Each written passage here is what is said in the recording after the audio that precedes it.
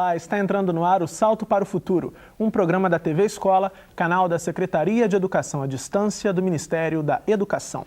Em 2006, o país viveu um momento histórico. Enviou o primeiro astronauta brasileiro à Estação Espacial Internacional. A viagem do tenente-coronel Marcos Pontes chamou a atenção de todos para o Programa Espacial do Brasil. Mais do que uma viagem ao espaço, esse foi um projeto que contribuiu para a divulgação científica. A ideia é que a cultura aeroespacial seja explorada também nas escolas. Esse é o tema do Salto para o Futuro de hoje. Convidamos para o debate o diretor de Política Espacial e Investimentos Estratégicos da Agência Espacial Brasileira, Emilcon de Castro Carvalho, o professor do Instituto de Física da Universidade do Estado do Rio de Janeiro, João Batista Canali, e o professor de Física do Centro de Ensino Médio Elefante Branco, no Distrito Federal, Geraldo Barbosa de Oliveira Filho. Ligue para a gente e participe ao vivo do Salto para o Futuro, você também. Nosso número é 0800 21 6689. Pela internet, escreva para salto@tvabrasil.com.br. Você também pode participar por fax. O nosso número é 0, código da operadora 21 2232 3271. O Programa Espacial Brasileiro tem uma trajetória que teve início em 1961, com a criação do Grupo de Organização da Comissão Nacional de Atividades Espaciais. Na década de 70, o Programa Espacial Brasileiro começou a se estruturar baseado em 3 pilares que permanecem até hoje: satélites, veículos lançadores e centros de lançamento. Desde 1994, as atividades espaciais do país são coordenadas pela Agência Espacial Brasileira. A exploração do espaço é um dos mais antigos desejos do ser humano. Com os avanços da tecnologia, as possibilidades de desvendar os mistérios do universo vêm crescendo a cada dia. A corrida espacial, desencadeada pela chamada Guerra Fria, que começou no final da Segunda Guerra Mundial, deu início a um processo de valorização da ciência e da tecnologia de ponta. E hoje, os programas espaciais têm uma relação estreita com o desenvolvimento dos países. Mas, além disso, nós temos a possibilidade, com o programa espacial, de ter aplicações muito práticas, de fiscalizar nosso território, de fiscalizar nossas florestas, de proteger nossos cursos d'água, de ter a projeção de tempo e de clima, de fazer, através do satélite, todo um trabalho de comunicações. O que se passa no mundo hoje é visto instantaneamente por causa dos satélites. Aqui no Brasil, os anseios pela conquista do espaço ganharam força em 1980, com a aprovação da Missão Espacial Completa Brasileira, MSB, e foram reforçados em 1994 com a criação da Agência Espacial Brasileira. Nesta mesma época, foi elaborado o Programa Nacional de Atividades Espaciais, plano governamental que estabelece as metas do programa espacial ao longo de 10 anos. Nós estamos aí em companhia, dentro desse grande clube espacial, de países como Estados Unidos, Rússia, Ucrânia, França, Alemanha, China, Índia, Japão, enfim, são países todos de ponta que têm um programa espacial. De acordo com o presidente da Agência Espacial Brasileira, o Brasil é um dos poucos países do mundo que tem um programa espacial completo. O que é um programa espacial completo? É um programa que encerra as atividades dos satélites, dos lançadores de satélites e do centro de lançamento. O Brasil acumula mais de 20 anos de experiência na área de satélites. Atualmente, 4 deles estão em órbita, 3 ainda em operação. Os satélites de coleta de dados 1 e 2, lançados em 1993 e 1998, e o CIBERS 2, lançado em 2003. O CIBERS 1, lançado em 1999, já está desativado. Os satélites CIBERS são frutos de uma parceria com a China. Os dois atuam na observação da Terra. No que diz respeito aos lançadores, nós trabalhamos com a família de lançadores, começando pelo VLS, e já estamos agora em acordo com os russos, ampliando esse primeiro passo e fazendo no VLS um terceiro estágio com combustível líquido. Esse é um foguete novo que vai se chamar Alpha. Foguetes e satélites precisam de um centro de lançamento. Aqui no Brasil, esse centro fica em Alcântara, no Maranhão, e está passando por uma reestruturação. Eu diria que Alcântara é pela sua localização, o melhor centro de lançamento existente hoje no mundo. Essa tecnologia oferece uma série de aplicações para a sociedade. A meteorologia é um dos exemplos. E para quem vive de olho nos números da economia, a boa notícia pode vir do espaço. Nós podemos fazer controle de safras através de programa espacial. Então, se eu sei que um país vai ter uma safra muito grande de um determinado produto, eu seguro a minha aqui, porque o mercado vai ficar super saturado com aquele produto e o preço vai cair.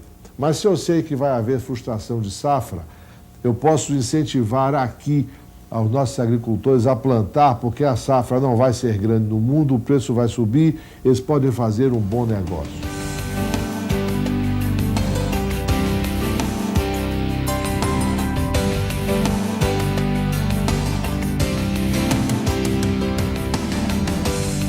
Bom, começando o Salto para o Futuro de hoje, eu gostaria de agradecer aos nossos convidados pela presença, pela participação no programa. Emilcon Carvalho é diretor de Política Espacial e Investimentos Estratégicos da Agência Espacial Brasileira. De 1987 a 2004, ele trabalhou no Instituto Nacional de Atividades Espaciais, o INPE, onde foi gerente do Programa de Satélites Científicos. O Emilcon tem doutorado em Engenharia Eletrônica pela Escola Nacional Superior de Aeronáutica e Espaço. Em 1995, ele concluiu o doutorado em Toulouse, na França. Emilcon, chama a atenção aí nesse vídeo que a gente acabou de assistir, a dimensão do Programa Espacial Brasileiro. Você me contava aqui, durante a exibição da reportagem, que, por exemplo, um país como o Canadá não tem um programa tão completo como o Brasil. Eu queria que você falasse um pouquinho disso. De fato, se nós pensarmos com relação à história do desenvolvimento espacial, somente aqueles países que realmente desenvolveram um programa espacial completo, no sentido de poder utilizar o espaço, poder construir satélites e ter aplicações, como falava o presidente da Agência Espacial, que observem a Terra e deem dados, forneçam dados meteorológicos ou sobre desmatamento. E, além disso, que tenham a capacidade de colocar esses satélites no espaço.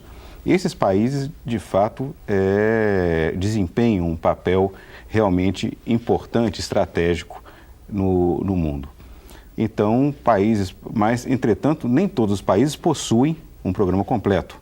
Por exemplo, o Canadá, ou a Malásia, ou a Indonésia, ou a Argentina, ou a Austrália, países que possuem desenvolvimento espacial, fazem satélites, mas não têm foguetes para lançar esses satélites.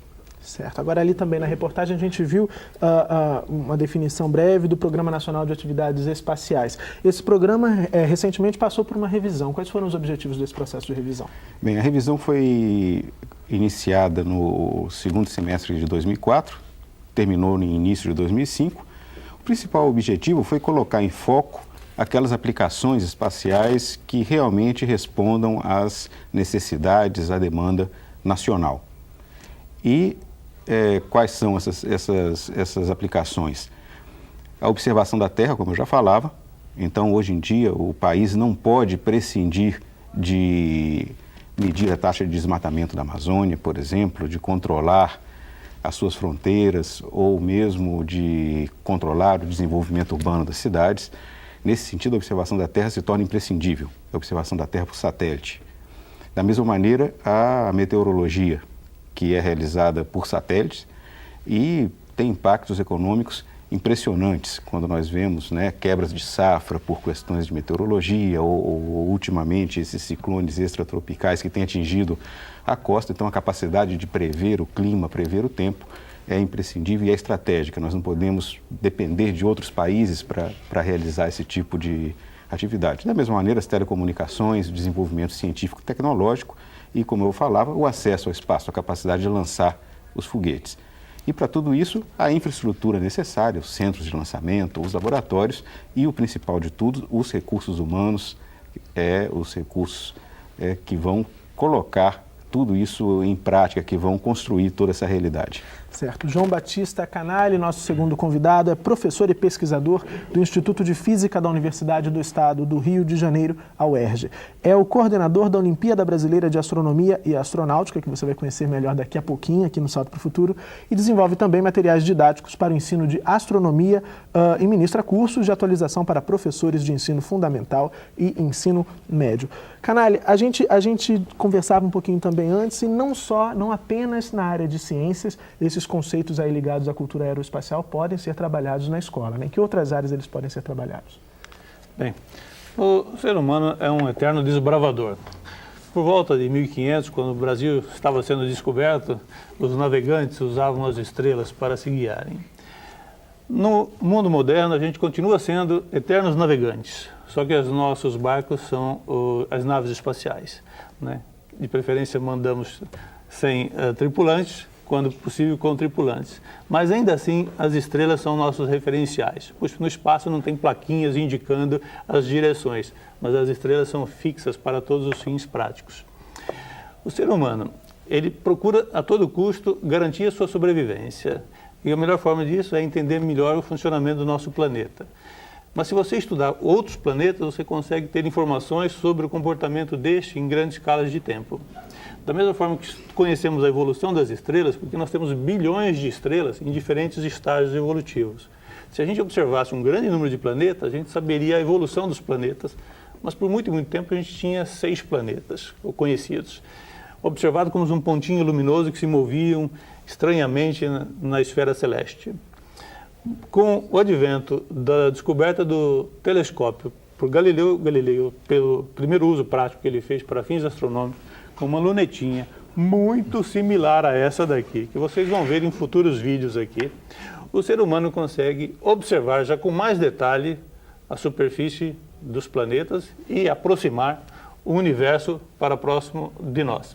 As estrelas ficam muito mais visíveis, o material interestelar e os planetas, quando visitados, mesmo por sondas, têm esses instrumentos a bordo que nos permite mapear o seu relevo, saber, por exemplo, em Marte, se houve água lá, se ela desapareceu, por que desapareceu, um fenômeno similar poderia acontecer com a Terra. Então a gente está numa constante busca do conhecimento do universo em que vivemos, no fundo, para garantirmos a nossa sobrevivência no planeta. Pelo que você está me falando aí, desculpa te interromper, geografia e história já são 2 áreas que podem estar dentro desse estudo ligado à cultura aeroespacial. Você falou de Galileu, você falou do relevo de Marte, por exemplo. Sim, com certeza. A relação astronomia e astronáutica, como eu te disse, no início eram barcos e eram as estrelas. Agora são as naves espaciais, mas as estrelas ainda continuam sendo referenciais. Então, temos aí o envolvimento de todas as ciências quando você fala em cultura aeroespacial. Certo. Nosso terceiro convidado, Geraldo Barbosa de Oliveira Filho, é professor do Centro de Ensino Médio Elefante Branco, que fica no Distrito Federal, onde desenvolve juntamente com 8 alunos o projeto de pesquisa Uso de recursos recicláveis para conservação de energia elétrica a partir de fontes renováveis de energia. Geraldo, gostaria que você falasse para a gente em que consiste esse projeto de pesquisa. É um projeto de uso racional de energia elétrica, né? O aluno ele vai aprender a usar corretamente essa energia, não desperdiçar energia, buscar também conhecer outras formas alternativas de energia eólica, né, térmicos, a construção de um aparato que é um coletor solar de baixo custo, né, concentrador de energia, né, então, e tudo isso com material reciclável. Você vai usar um material reciclável, né? Então envolve, e a partir disso também nós temos também um apoio técnico da EB Escola, né? Também que sempre precisamos de recursos também. Houve também uma formação continuada de professores, né? Envolveu também vários cursos e esses cursos também são também disseminados na escola para os professores e para os alunos. Ok. Bom, a gente já tem a primeira participação por telefone no programa de hoje. Quem fala com a gente é a Elisete de Goiás. Tudo bem, Elisete? Olá, boa noite. Eu sou a Elisete, da TV Escola de Posse, em Goiás. O texto do boletim fala que uma das ações da AEB Escola é a formação de professores para trabalhar conteúdos de ciência e tecnologias relacionados à área espacial. Pergunto, e quando essa formação não chega a todos os professores do ensino fundamental e médio, que instrumentos e que situações do cotidiano da sala de aula são propícias para o estudo de temáticas espaciais? Boa noite e muito obrigada. Obrigado, Elisete, pela sua participação. Professor Canalha, como é que o senhor pode ajudar a Elisete? Que situações aí o professor pode aproveitar para desenvolver esse trabalho? Elisete, a gente tem sempre o sonho de poder levar uma grande quantidade de material didático, de complementar a formação do professor. Porém, essa é sempre uma tarefa gigantesca que está sempre além das nossas capacidades, na verdade. A AEB Escola desenvolveu já projetos pilotos testando a didática, o funcionamento em Brasília e já em São José dos Campos, e anseia levar isso na escala maior, na forma presencial e com mais facilidade via educação à distância. Porém, uma outra ferramenta que não trabalha diretamente com o professor frente a frente, mas que o habilita a trazer para a sala de aula algumas inovações é a participação, por exemplo, na Olimpíada Brasileira de Astronomia, que dá a chance de conhecermos o professor, ver suas necessidades e compartilhar com ele alguns materiais didáticos que temos desenvolvido. Por exemplo, no ano passado foi remetido para as escolas um pequeno material didático adequado a uma faixa etária da 1ª à 8ª série.